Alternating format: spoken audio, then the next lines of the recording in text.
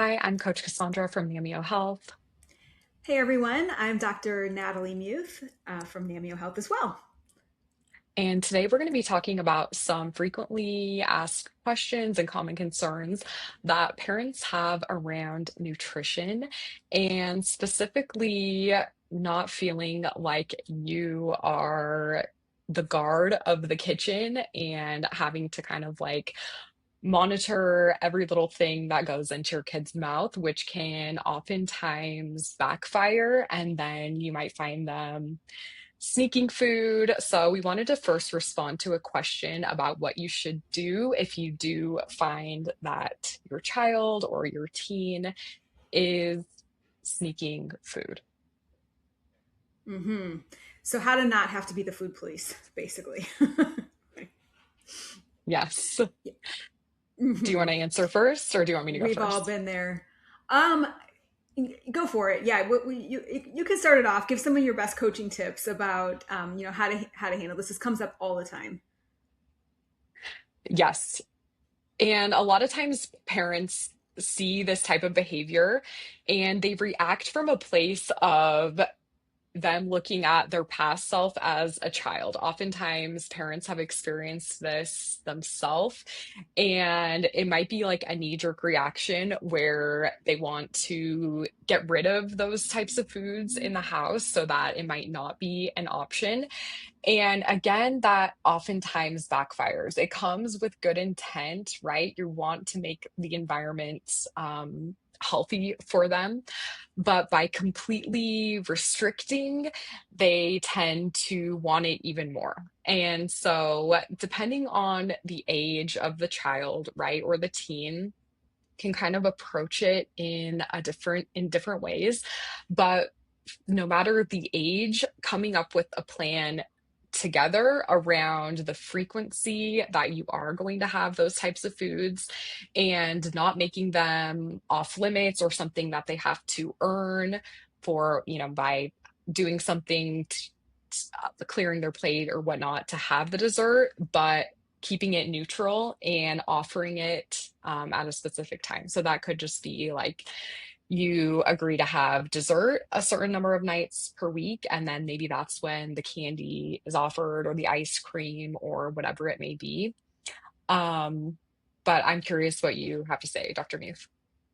Yeah. So as I'm listening to and thinking about this, it's just making me think that um, to just back up a little bit about different parenting approaches, right? Like we all want what is best for our kid and we want our kids to be healthy and to make great choices. And as a parent, well, in the studies and stuff have shown too, there's a few different ways that parents go about parenting for the most part, or kind of our natural instincts. So on the one hand, there can be kind of more of like the permissive style. So in that situation, it might be like, yeah, the kid is out rummaging through the pantry and there's candy and there's cookies and everything else, and they're having it whenever they want, and it's fine because kids will be kids and just kind of let them do their thing, right? And then on the other side of it, there can be more of this restrictive approach, or in the studies, it's called like more authoritarian, where it's like, okay, I'm the parent. I'm telling you, no, you can't have this candy. You can't have access to any of these foods that I don't want you to eat because I love you and I want you to eat well.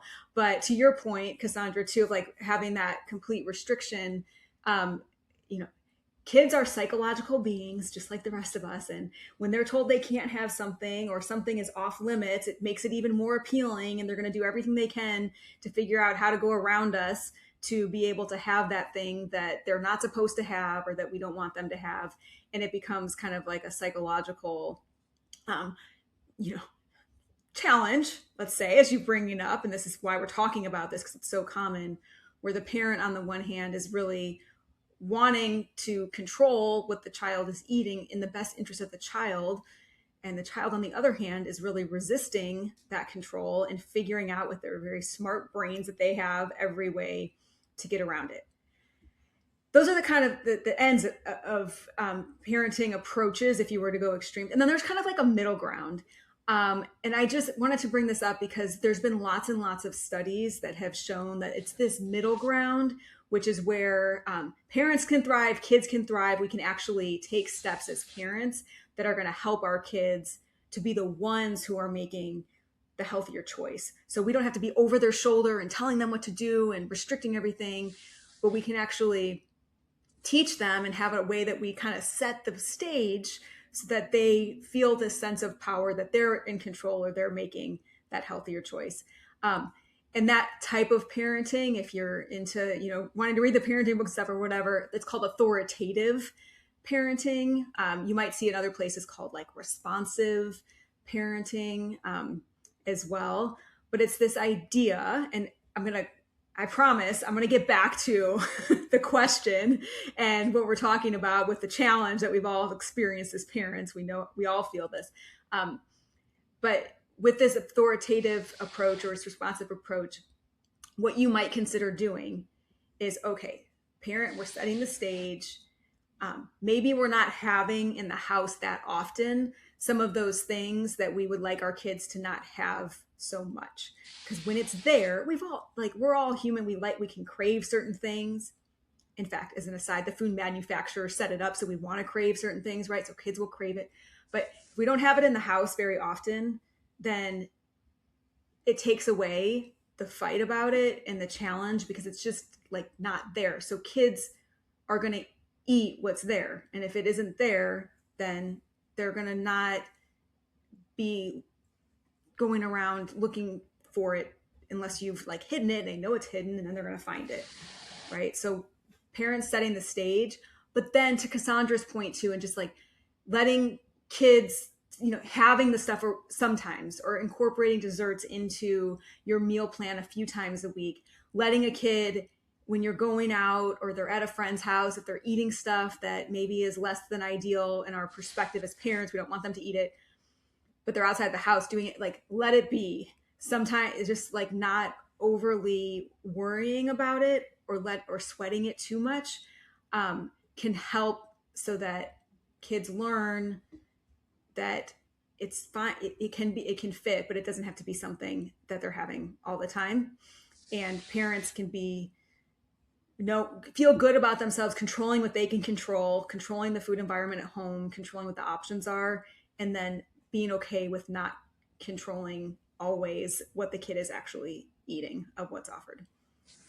Yes, 100%. And I think oftentimes when parents do have this question, they have it in mind about one specific child in their family. And so the other thing I would say is the approach shouldn't just be for the one child who might be the one who is doing the sneaking or has more of the craving, but having the same approach for the whole family, no matter their body shape or size or interest in food. And that does neutralize it a little bit more in that way. So it doesn't feel like a punishment for one versus another. I couldn't agree with that more. It's such an important point, really, just to say, like, treat everyone with a similar structure and similar approach, so that everyone can develop a healthy relationship with food, and also there isn't the shame around it. And I think part of it too is just even the mere fact of, or the way we're talking about it, of sneaking of food, it's showing already that the child is feeling a sense of shame, or needing to hide it, right? Because they're taking it when maybe no one else is looking, or they're going in their room and they're eating the stuff that they don't want you to see. So with that too, and this is a lot of what we're going to talk about, it's a process, right? So these things are like not like overnight miracles. It takes time, but it's a process. But I really, really encourage families consistently to use this idea of, we call it division of responsibility, or it's this idea of this authoritative parenting approach that I was talking about, where for everyone, to Cassandra's point, so the parents set the stage. So parents decide what foods are offered, so what's available in the house, when they're offered. So scheduling structured times for meals and snacks, building snack times in, it's okay. So what, when, and where, having a rule or an approach that says, okay, we eat at the table, or we eat in a specific place, sit down, ideally without distractions. So the parents set the structure, but then inside that structure, the kids get to decide of what is offered to them, what they're going to eat, and how much of it they're going to eat. So it really helps them to be able to use their body's cues for hunger and fullness. So this idea of division of responsibility, it can be applied like across the board, regardless of if you have a child who's concerned about, you're concerned about, too much weight or not enough weight or picky eating or not picky eating or whatever. If you're thinking about this approach with the point of what we're talking about today, with like the sneaking or maybe going and getting snacks when we don't want them to or whatever, trying to just remind the kid, be like, it's okay. Are you hungry? Yeah. Okay. Have a snack. Sit at the, like, it's a time for snacks. Sit at the table, have it, savor it, try to eat it slowly. It's okay. Or if you built the dessert in, or you're building in times for some of the stuff that's maybe less healthy but that they really like build it in, and try not to have shame around it, or have guilt, or monitoring, commenting too much about what it is they're eating or how much of it is that they're eating. Because that type of interaction can, not only is it stressful, but sometimes then you end up having more, it's more often than the kid is kind of, because they're going to have it either way. They're just going to be more, trying to have it behind your back potentially. Yes, 100%. And to your point about that you said previously about foods being manufactured to be super tasty, and sometimes, it's easy to overeat those type of foods, ultra processed foods.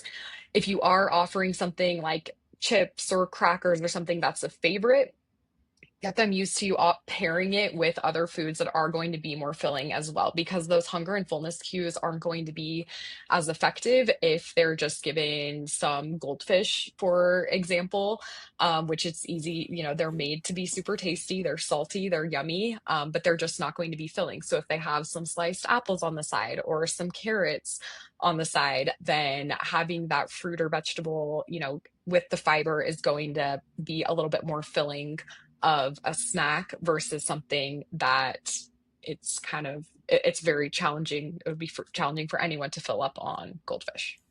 Right, or to stop eating them once you start, which again, like as Cassandra said, like Yes. they make these foods so that they're addictive to us. So it's not your fault. It's not their kids' fault. Like they're made. We're up against huge challenges with like how the food is marketed and made and how it tastes and everything else. So I would just add to that to, pairing with something that's got the fiber in it, and also portion it out. So if you can have, if you are using like the smaller packages, so it's like, okay, one package is the portion. Or if you have a bigger bag or something, looking at the label of like what's the serving size, trying to stay with, even though that's not recommended serving size, it's more typical of like how much people usually eat in one sitting, but you can still use that as a guide to portion it out and to sit down and to eat it.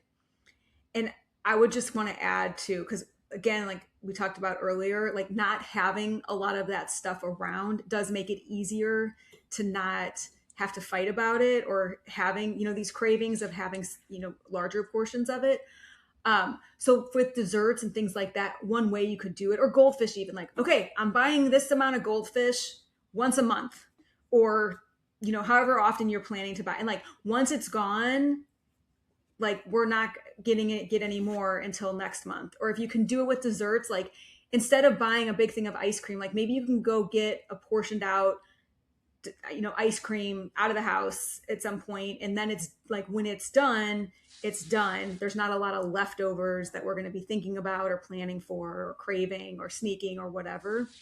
We've just built it into our plan. Like this is what our intent is, of like how often we're going to have desserts, what we're going to have, and we're not going to leave the temptation around the house, because it is made for us to crave it and want it and eat a lot of it. So it's really hard not to when it's there. And then on that note as well, keeping the foods that you want them to eat appealing and in a place where they can see them, whether it's the bowl of fruit or having, the vegetables or whatever chopped and in the front of the refrigerator, not necessarily buried in the crisper, so that when you do open the refrigerator, you can see those fresh things, colorful, ready to go, easy access, and less easy access for the things that you may not want them to be having more of. Yeah, 100%. And there's really good evidence, research that shows that like the more available and accessible healthy foods are, fruits, vegetables, see them right away when we open the fridge or have a fruit bowl on the counter. we're going to be much more likely to eat them. And when kids are hungry, they often will eat whatever is there, especially if they don't have an alternative option, that's manufactured to be even tastier to them. So, and it's a process. We've all been there. Cassandra's got kids. I've got kids. We've had kids. Our kids have definitely gone through the pantry, grabbing all the things, and we're like, "Whoa, we didn't even know that was here." We're like, "Hold on, stop, pause." Like, we're all in it together. We've all been there, and it is a process every day in, day out. So really, just it's a journey and a process, and by having systems that you use most of the time and kind of go with the flow some of the time too, you'll find that it's just a much easier and more enjoyable child rearing. And if you just do it and you're consistent in the process, they shock you. My kids are older teenagers now, and like there's a lot of changes that have happened over the years and the evolution in a great way of being consistent in the process and kind of going with the flow sometimes. Yes. Hopefully that The point helps. is to have fun and Exactly. enjoy. And yeah, when there's food fighting at the table, it's not fun for anyone. It's not fun for the parent, it's not fun for the child. So kind of taking some of that pressure off, creating systems, taking it one day at a time, being kind to yourself as a parent, and yeah, just one day at a time. Yeah, and we're all in it together. So you have a support system around you with your friends, family, etc. And we're here, at Namio. We exist for this very reason, to help support families and having fun in the journey and helping kids to raise healthy eaters as a process, and to kind of be here for you in the journey. So if you're interested in extra supports or learning more, definitely check us out at namiohealth.com, or continue to check out our resources and tools here, because we really exist to try to help support you and your family on this journey to have healthy, happy families, and really enjoy the process as much as possible. Yes, 100%. Thank you, Dr. Mead.